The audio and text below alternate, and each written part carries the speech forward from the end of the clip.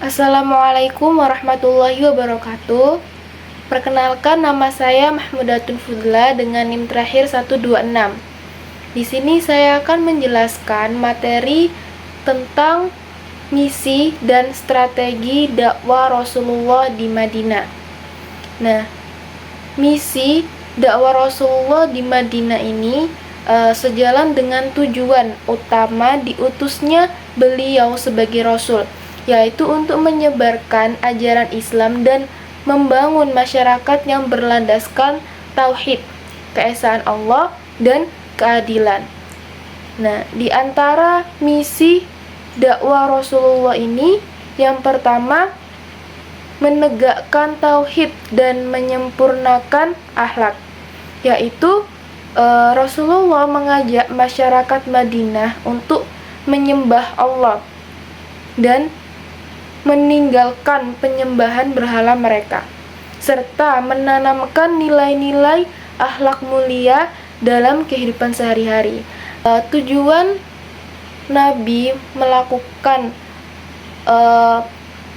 hal tersebut ini untuk menghapus kesyirikan dan kebiasaan jahiliyah, serta untuk membentuk masyarakat yang berakhlakul karimah sesuai dengan ajaran syariat Islam. Kemudian misi yang kedua itu untuk membangun persatuan umat, yaitu Rasulullah melakukan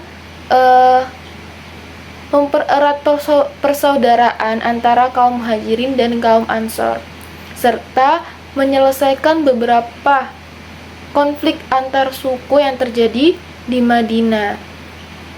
Hal itu dilakukan untuk menciptakan masyarakat yang rukun dan untuk menjaga persatuan. Kemudian misi yang ketiga itu menegakkan keadilan dan syariat Islam. Nah, di sini Rasulullah menerapkan hukum Islam dalam kehidupan bermasyarakat, serta beliau bersikap adil dalam menyelesaikan setiap permasalahan atau perselisihan yang terjadi, sehingga mampu mewujudkan keadilan sosial bagi seluruh penduduk Madinah. Kemudian yang keempat yaitu menyebarkan Islam secara luas.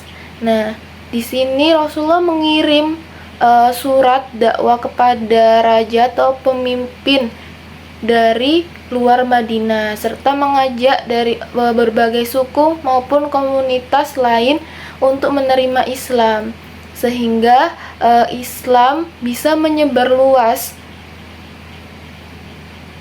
ke seluruh semenanjung Arab. Nah, dari keempat misi tersebut, ini berhasil membentuk peradaban Islam yang kokoh di Madinah dan menjadi titik awal penyebaran Islam ke seluruh dunia. Kemudian selanjutnya yaitu strategi dakwah Rasulullah di Madinah. Nah, strategi dakwah yang dilakukan oleh Rasulullah di Madinah ini berbeda dengan strategi yang beliau lakukan di Mekah, menggunakan pendekatan yang berbeda. Beliau membangun masyarakat Islam yang kuat dan harmonis di Madinah.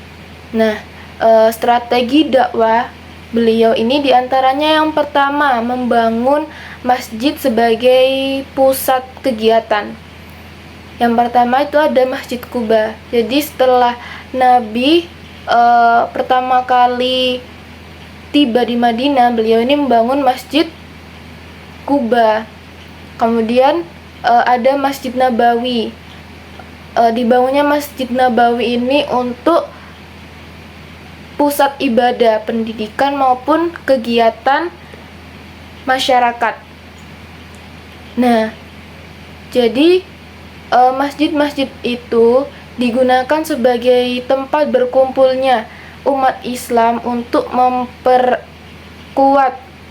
persaudaraan dan keimanan mereka, serta menjadikannya sebagai pusat pendidikan dan penyebaran ilmu. Kemudian, strategi yang kedua, membangun ukhuwah persaudaraan antara kaum Muhajirin dan Ansor. Nah, jadi kaum Muhajirin ini pendatang dari Mekah dan kaum Ansor itu penduduk Madinah. Jadi hal itu dilakukan untuk memperkuat persatuan umat Islam dan juga mengatasi kesulitan ekonomi kaum Muhajirin yang meninggalkan harta di Mekah. Kemudian strategi yang ketiga yaitu membuat piagam Madinah. Nah, piagam Madinah ini dibuat untuk mengatur hak dan kewajiban antara umat Muslim, Yahudi maupun suku-suku lain yang ada di Madinah, sehingga masyarakat ini bisa damai dan toleran dan menjaga hak semua kelompok agama maupun etnis yang berbeda-beda di Madinah. Kemudian yang keempat yaitu menegakkan keadilan dan hukum Islam.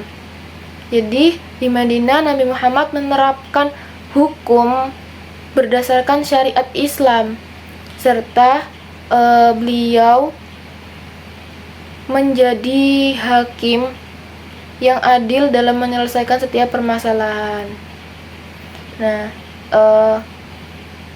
dari keempat strategi tersebut, dakwah Nabi di Madinah ini berhasil membentuk komunitas Islam yang kuat, sehingga Islam menyebar secara cepat karena strategi yang digunakan beliau ini sangat efektif dan tidak memaksakan kehendak orang. Nah, sebelumnya di strategi kan menjelaskan adanya pembentukan piagam Madinah. Nah, apa sih piagam Madinah itu? Piagam Madinah itu merupakan dokumen perjanjian yang mengatur antara kaum Muslim, Yahudi maupun komunitas lain yang ada di Madinah untuk menciptakan perdamaian dan keadilan. Nah, isinya itu ada 2 dokumen. Yang pertama itu dokumen untuk kaum Muslim. Yang pertama, bahwa kaum Muslim dari Quraisy, Yastrib, dan semua pengikutnya adalah satu. Jadi meskipun berasal dari suku yang berbeda seperti Quraisy dari Mekah dan Aus maupun Khazraj dari Madinah, semua Muslim ini dianggap sebagai umat yang satu. Mereka memiliki tanggung jawab dan rasa saling melindungi satu sama lain. Kemudian yang kedua, menebus tawanan bersama-sama dengan baik dan adil. Jadi, jika ada kaum Muslim yang tertawan dalam perang atau konflik, semua anggota umat Islam memiliki kewajiban untuk menebus dan membebaskan mereka. Kemudian yang ketiga, memiliki kewenangan untuk mengambil tindakan yang tegas terhadap kaum Muslim yang menyimpang. Jadi jika ada anggota Muslim yang melanggar aturan maupun merusak perdamaian, umat Islam memiliki hak untuk menegakkan hukum dan memberikan sanksi terhadap pelanggaran tersebut. Kemudian selanjutnya, Allah berada di pihak yang lemah dan menghadapi yang kuat. Berarti Allah membela dan memberi pertolongan kepada orang-orang yang tertindas dan lemah dalam menghadapi pihak lain yang lebih berkuasa. Jadi prinsip ini menegaskan bahwa kekuatan sejati ada di sisi kebenaran dan keadilan. Kemudian poin selanjutnya itu kaum Yahudi yang mengikuti berhak memperoleh pertolongan dan kesamaan hak. Jadi, kaum Yahudi yang bersedia hidup damai di bawah Piagam Madinah ini berhak mendapatkan perlindungan, keadilan, dan hak yang sama seperti warga lainnya. Kemudian, dokumen selanjutnya yaitu dokumen untuk kaum Yahudi.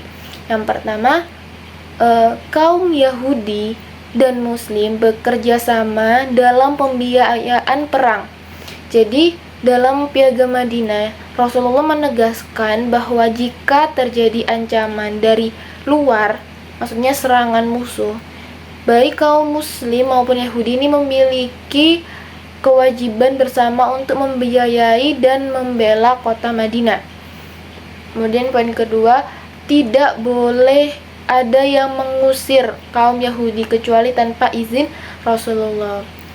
Ini berarti kaum Yahudi ini memiliki hak perlindungan sebagai warga Madinah. Mereka tidak bisa diusir atau disakiti secara sewenang-wenang kecuali jika mereka melanggar perjanjian dan keputusan diambil oleh Rasulullah sendiri. Kemudian yang ketiga itu kaum Yahudi dan kaum Muslim bertanggung jawab atas kebutuhan mereka sendiri. Jadi setiap kelompok ini memiliki tanggung jawab untuk memenuhi kebutuhan ekonomi dan sosial mereka sendiri tanpa membebani kelompok lain. Namun dalam keadaan darurat seperti perang, mereka wajib bekerja sama. Nah, jadi Piagam Madinah ini memiliki hubungan yang erat dengan strategi dakwah Rasulullah di Madinah, terutama untuk membangun masyarakat yang damai, adil, dan harmonis. Karena melalui piagam ini Rasulullah mampu menegakkan prinsip toleransi antar umat beragama, di mana kaum Muslim, Yahudi, dan kelompok lain yang ada di Madinah ini bisa hidup berdampingan dengan hak dan kewajiban yang jelas. Nah, mungkin itu saja yang dapat saya sampaikan. Kurang lebihnya saya mohon maaf yang sebesar-besarnya apabila ada salah kata. Wassalamualaikum warahmatullahi wabarakatuh.